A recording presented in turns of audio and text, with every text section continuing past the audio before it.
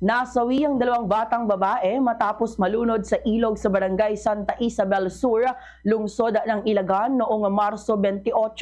Sa panayam ng Bombo Radyo Kawan kay Police Captain Noraline Andala ng City of Ilagan Component Police Station, sinabi nitong kapwa 10 taong gulang ang mga biktima na kasama ng dalawa pang bata na naligo sa ilog.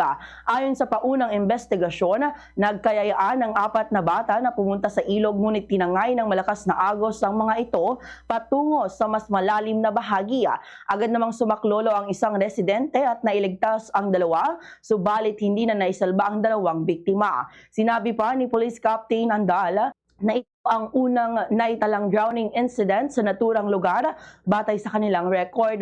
Dahil dito, muling nagpaalala ang pulisya sa mga magulang na huwag hayaang mag-isa ang kanilang mga anak na pumunta sa ilog at yaking may kasamang nakatatanda upang maiwasan ang kaparehong insidente. Samantala, kasabay ng Semana Santa, nag-deploy na rin ng kapulisan ng lungsod ng Ilagan ng mga tauhan sa mga strategic locations. Kabilang ng mga pasyalan at pangunahing lansangan kung saan naglatag na din ng Police at Motorist Assistance Desk katuwang at ang iba't ibang ahensya upang matiyak ang kaligtasan ng publiko.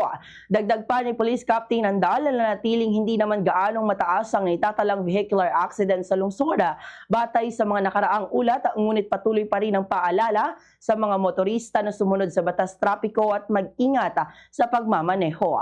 Ganito ang bahagi ng pahayag ni Police Captain Noraline Andala.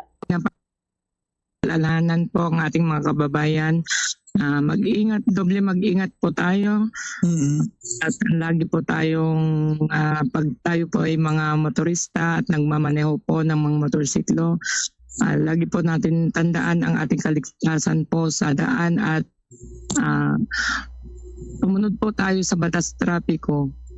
At lahat po, sana po ay maging mapagmatsyag po tayo at kung may mga nakikita po kayong mga kahinahinalang kilos o anumang illegal po na activities sa inyong lugar o doon sa pinupuntahan, maaari pong itawag o i-report po kaagad sa amin.